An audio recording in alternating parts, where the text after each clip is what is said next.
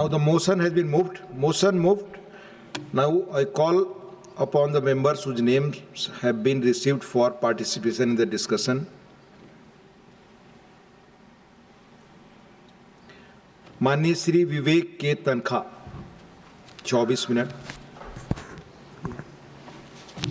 Thank you chairman साहब. जैसे कि माननीय रेल मंत्री जी ने कहा, ये बिल तो बहुत शॉर्ट बिल है, सब्स्टिट्यूट करता है पुराने प्रोविजंस को एक नए एक्ट में एज एन अमेंडमेंट एक्ट, मगर वाइल डूइंग सो बहुत कुछ छूट जाता है. जो छूटा है मैं उसकी बात करूंगा इस बिल में. ये संशोधन विधेयक एक बहुत बड़ा मौका था.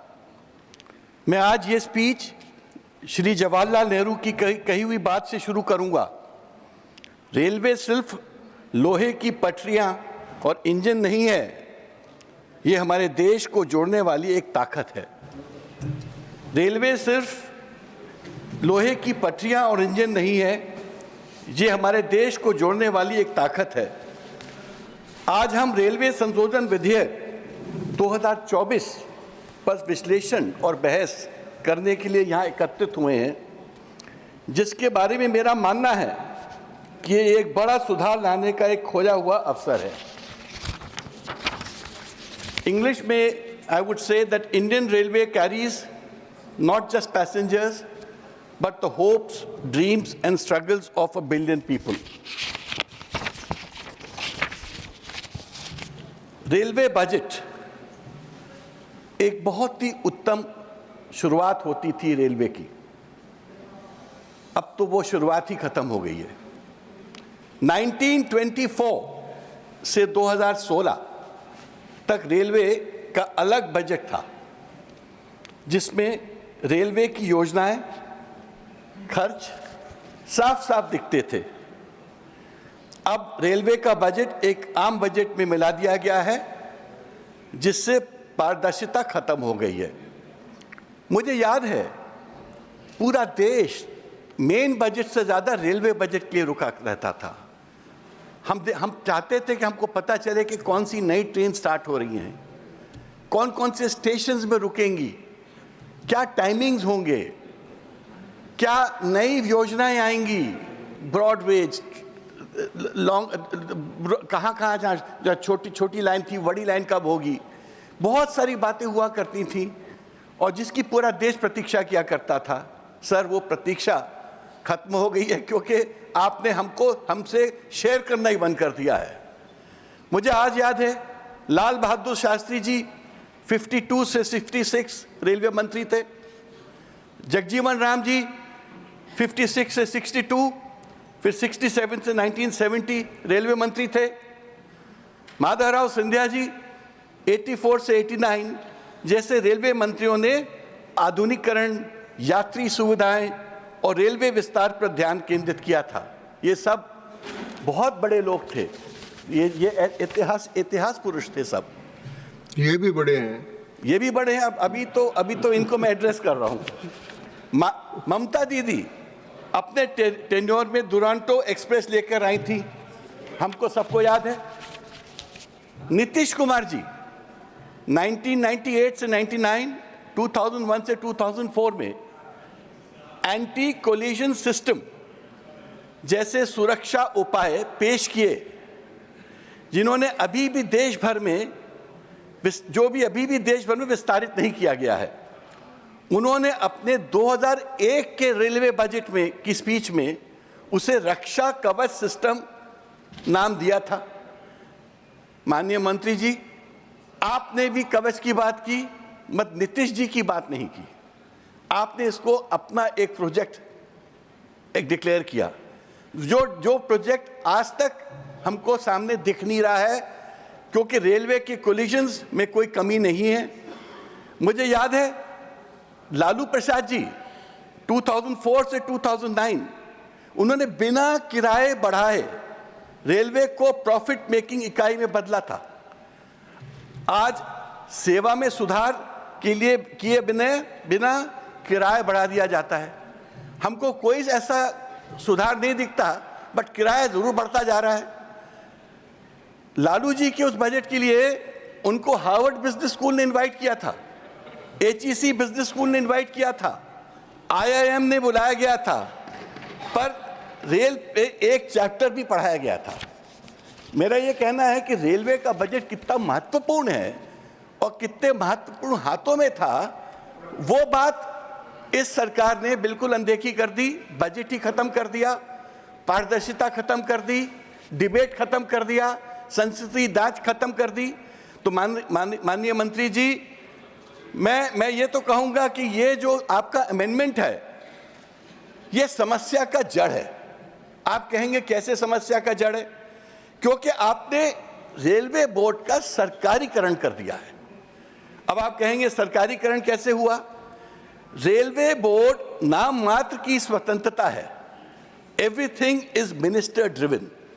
जो रेलवे बोर्ड की परिकल्पना थी, जो रेलवे बोर्ड के बारे में सोच था, जैसे दूसरी सर्विसेज के बारे में सोच था, that they will be autonomous, functionally autonomous, organisationally autonomous, वो चीज अब खत्म हो गई है।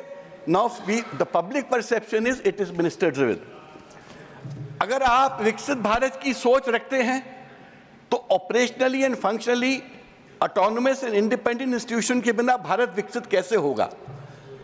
अगर आप अपने इंस्टीट्यूशंस को एम्पावर नहीं करेंगे और उनको डिसीजन मेकिंग प्रोसेस में इंडिपेंडेंस नहीं देंगे, तो आपका विकसित भारत नहीं बनेगा।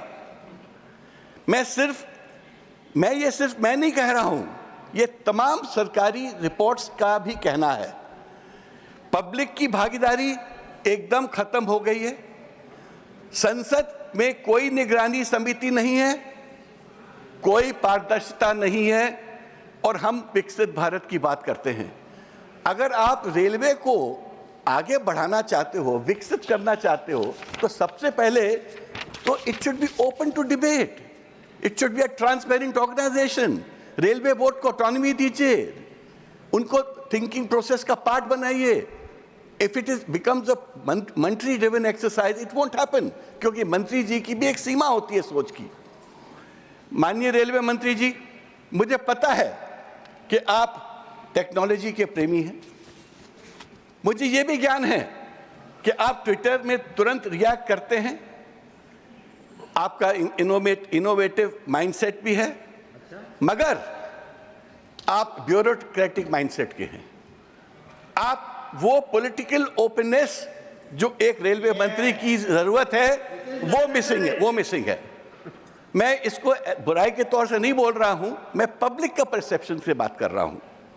रेलवे में कई बड़े बड़े टेक्नोलॉजिकल बदलाव की जरूरत है, लेकिन जो रेलवे में इनोवेशन या आधुनिकीकरण चाहिए, भारत अभी उससे वंचित क्यों है? यदि जनता के प्रति नहीं, तो रेलवे बोर्ड किसके प्रति जवाबदेही है? क्योंकि रेलवे बोर्ड से हमको अगर कुछ पूछना भी है, या पहले जो रेलवे बोर्ड की एक ओपननेस होती थी, वो तो समाप्त हो चुकी है। आज ये नहीं मालूम होता है कि रेलवे बोर्ड जनता के प्रति जवाबदेही है कि नहीं। किसी आदर्श सरकार के लिए क्या होता है? यात्रियों की सुविधा, सुरक्षा और की प्राथमिकता होती है। सुरक्षा और सुविधा की प्राथमिकता ही तो सबसे बड़ी आपका मूल कार्य है। बालासोर में 2023 में 296 मौतें हुई ट्रेन एक्सीडेंट से। बेंगलुरु हावड़ा एक्सप्रेस का कोलिजन हुआ 13 अक्टूबर 23 में 13 डेथ्स हुई। बीकानेर गुवाहाटी एक्सप्रेस का डिरेलमेंट हुआ और अनेक ऐसे घटनाएं हुई। फरवरी माह में महाकुंभ के वक्त भगदड़ में 18 श्रद्धालुओं की मौत हो जाती है, वो भी दिल्ली जैसे शहर में जहां पर रेलवे बोर्ड स्थित है। और हमको पता नहीं हम किस युग में जी रहे हैं। आज के युग में जब आपके पास टेक्नोलॉजी है, व्यवस्था है, तंत्र है, मंत्र है, सबके बावजूद ऐसी घटना हमको कैसे हो रही है? कैसे दिख रही है? कुछ दिन बाद होली है, क्या ये दृश्य हमें फिर देखने को मिलेगा? क्या हर त्योहार में यही हाल होगा, चाहे दिवाली हो, होली हो, छठ हो?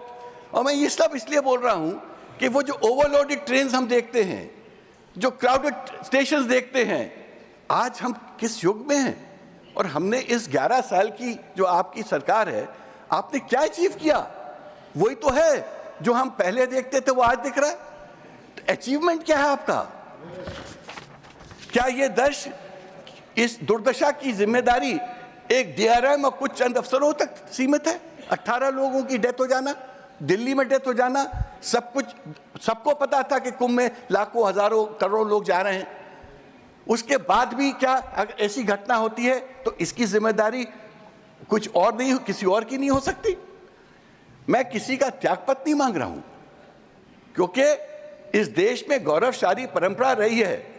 जब लाल बहादुर शास्त्री जी, नीतीश जी, ममता दीदी ने ऐसे हादसे के बाद अपना इस्तीफा दिया था, क्योंकि ये प्रजातांत्रिक प्रणाली का एक मान बढ़ाना होता है।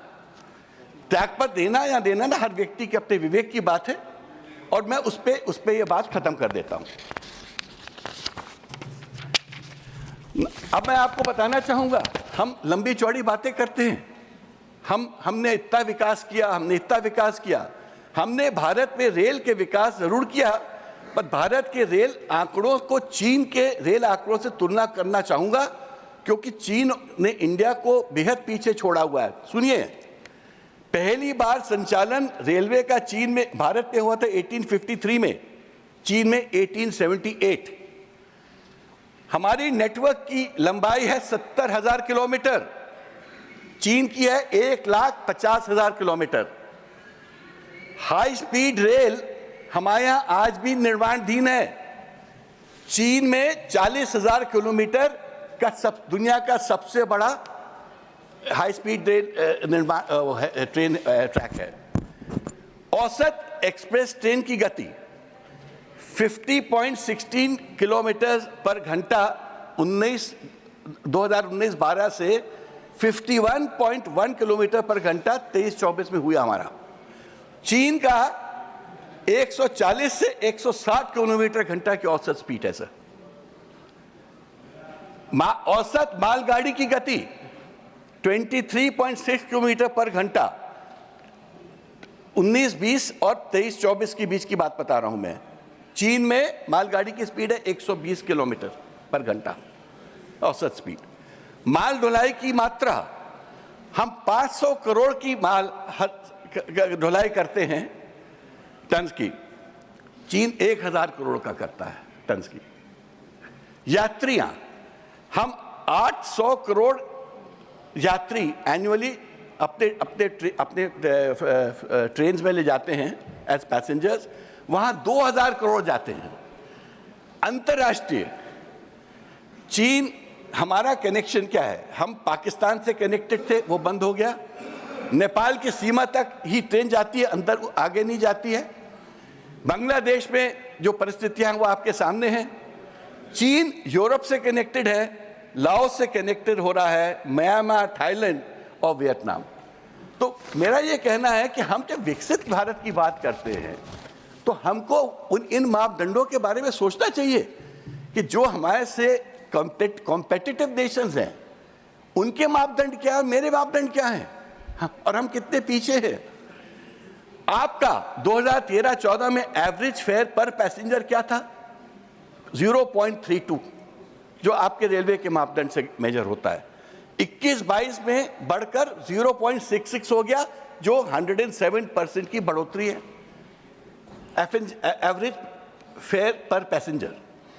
तत्काल टिकट और डायनेमिक किराया में ज्यादा पैसा देने पड़ते हैं, 2000 का 6000 तक देना पड़ता है, जैसे फ्लाइट में होने लगा है। क्या सरकार प्राइवेट कंपनी से कंपटीशन कर रही है? Railway is a public carrier, क्या आप प्राइवेट कंपनी से कॉम्पीट करना चाहते हैं? Platform ticket, cancellation fee, reservation fee सब बेहद बढ़ चुके हैं। वंदे मातरम, दिल्ली कानपुर की औसत गति 83 किलोमीटर घंटा है, वो तो आपका प्रोजेक्ट है।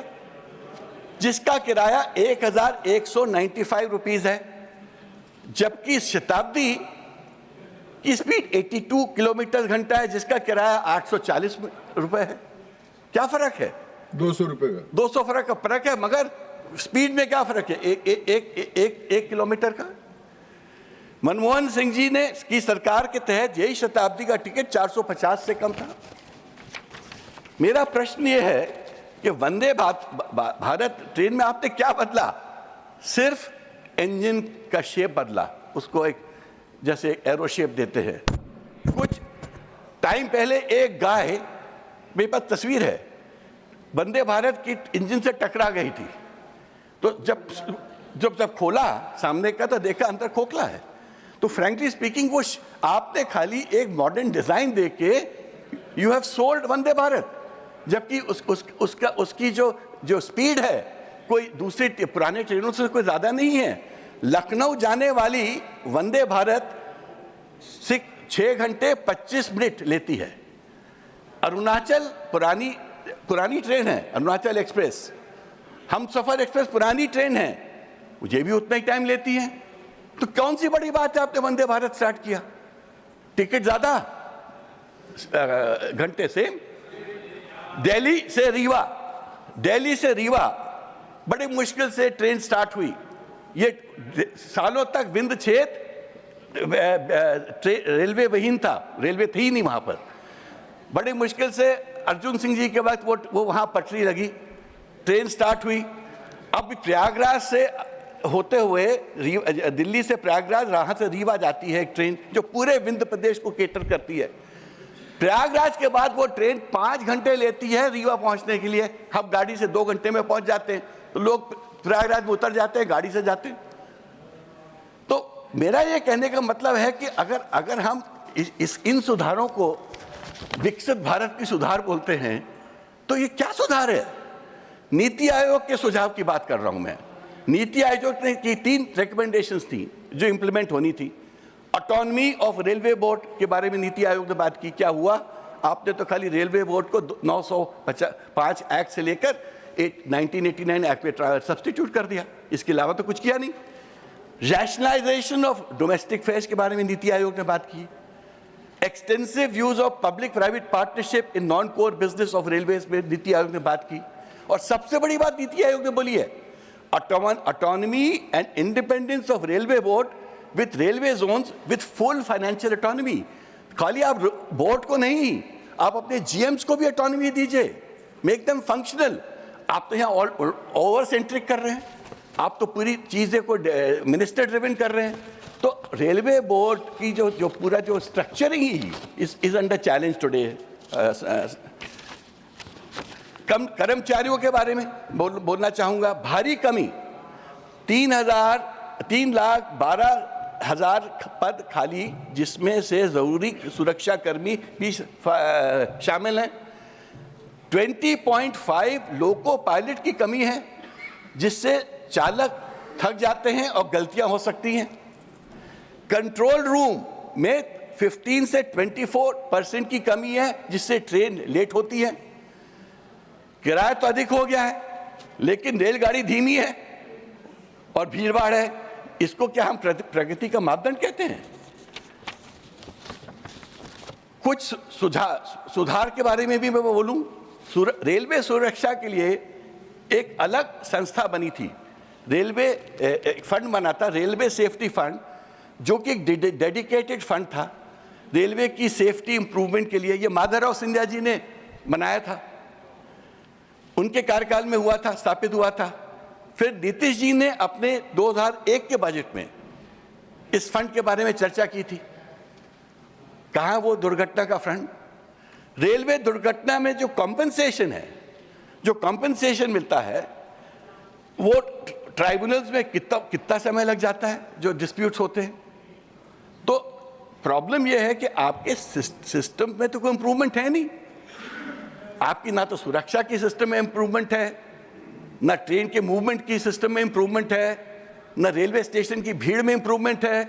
और आज भी हम वो ट्रेनों को देखते हैं जिसमें छतों पे लोग भर भर के जा रहे हैं, जब छठ होती है, सब तब तमाम त्यौहार होते हैं। ये कोई नई चीज़ तो है नहीं, ये कोई नए त्यौहार तो है नहीं, ये तो सदियों से ये त्यौहार चल रहे हैं। कुंभ हुआ, कितने लोग परेशान हुए। तो मेरा ये कहना है कि हम इन मापदंडों पे खरे नहीं उतर पाए। यात्रियों के अधिकार की बात करूं मैं, मेरा कहना है रेलवे में 800 करोड़ सालाना लोग ट्रैवल करते हैं, उनके कुछ तो अधिकार हैं। जैसे फ्लाइट में भी यात्रियों के अधिकार होते हैं ना, तो रेलवे में भी तो कुछ अधिकार होने चाहिए। आज डेट तक उन अधिकारों को आपने कोडिफाई नहीं किया। फ्लाइट में ट्रैवल करने वालों को तो DGCA में बहुत अधिकार मिल गए हैं। अगर फ्लाइट 3 घंटे से ज़्यादा लेट होती है तो आपको खाना मिलेगा, आपको लाउंज में ले जाएंगे। आप 6 घंटे ज़्यादा होगी, टिकट कैंसिल हो जाएगी। आपने रेलवे में कोई ऐसी व्यवस्था की है? कोई कोडिफिकेशन नहीं है, क्योंकि रेलवे गरीबों की मूवमेंट है। बड़े लोगों के लिए तो आप लोग कर देते हैं, बट जहाँ जहाँ जहाँ गरीब इंडिया चलता है वहाँ पर हमारा ये नज़रिया नहीं रहता है। क्या रेलवे ट्रैवल करने की यात्रियों का कोई अधिकार नहीं है? सीनियर सिटीजन्स की सब्सिडी आपने कोविड का बहाना लेके ख़त्म कर दी। जर्नलिस्टों की सब्सिडी आपने कोविड को लेके बहाना लेके ख़त्म कर दी। क्या इसको फिर लागू करेंगे? ये पूरा देश जानना चाहता है। क्या हर ट्रेन में कम से कम एक महिला कोच अनिवार्य नहीं होनी चाहिए? हम महिला सशक्तिकरण की बात करते हैं, इंटरनेशनल वुमेन्स डे मनाते हैं, बट देखिए तो महिलाओं की बेचारियों की जब घुसने की किस तरह बुरी तरह घुस पाती हैं, कैसे धक्का मुक्की होती है। क्या हम अपनी महिलाओं को आदर से, डिग्निटी से ट्रीट नहीं कर सकते? बुजुर्गों और विकलांगों के लिए सुविधाएं बेहतर हो जाएं। मेरा निष्कर्ष है कि भारतीय रेलवे में कॉस्मेटिक चेंजेस की नहीं, असली सुधार की जरूरत है।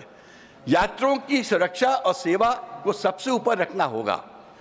भारत को तेज ट्रेनें चाहिए, अच्छी टेक्निक और मजबूत सुविधा की जरूरत है, मगर ये उसके फेयर रीजनेबल होने चाहिए। मंत्री जी, मुझे पता है कि आपको रील्स की बहुत पसंद है, आप रील्स को बहुत पसंद करते हैं, ये ऐसा पब्लिक परसेप्शन है। मगर मैं चाहता हूं, आज के बाद मुझे विश्वास है कि आज को आपको अपने रेल से भी मोहब्बत हो जाएगी। जब तक रेल से मोहब्बत नहीं करेंगे और रील से मोहब्बत करेंगे तो विकसित भारत का निर्माण नहीं होगा। चेयरमैन साहब, मैं आपसे बोलना चाहता हूं, भारतीय रेल केवल एक उद्योग नहीं है, ये एक संस्था है, ये एक मूवमेंट है, ये देश का पब्लिक कैरियर है। 800 मिलियन लोग एनुअली इस पे ट्रैवल करते हैं। ये गरीबों का वाहन है, ये देश की जान है, ये देश का ब्लड सप्लाई जैसे होती है, वो वेसल है, ब्लड वेसल है। अगर आप इसके प्रति ध्यान ना देके एक छोटा सा अमेंडमेंट जो आप सब्स्टिट्यूट आपने किया 1905 का एक्ट को आपने इसमें मर्ज करके एक सब्स्टिट्यूटेड रेलवे बोर्ड को यहाँ ले आए, उससे क्या होने वाला है? वो रेलवे बोर्ड वैसे ही रहेगा, उसकी टर्म्स एंड कंडीशन आप बाद में डिफाइन करेंगे, उसके रूल्स आप अलग से प्रिस्क्राइब करेंगे, उसके रेगुलेशंस अलग से प्रिस्क्राइब करेंगे, जिसमें कोई ओपेसिटी नहीं है। तो मेरा ये कहना है कि जो आपने किया है ये तो एक फॉर्मेलिटी है, ये तो एक कॉस्मेटिक चेंज है। देश के बारे में सोचिए, जनता के बारे में सोचिए। ये जनता का जो ये कैरियर है, इसको जनता को डेडिकेट करिए, सीनियर सिटीजन को डेडिकेट करिए, पत्रकारों को डेडिकेट करिए, महिलाओं को करिए और बुजुर्गों को करिए, विकलांगों को करिए, जिससे हमारी सुविधाएं सुदूर हों, अच्छी हों, सुरक्षा अच्छे से हो। Thank you. वाह, धन्यवाद तनकर साहब।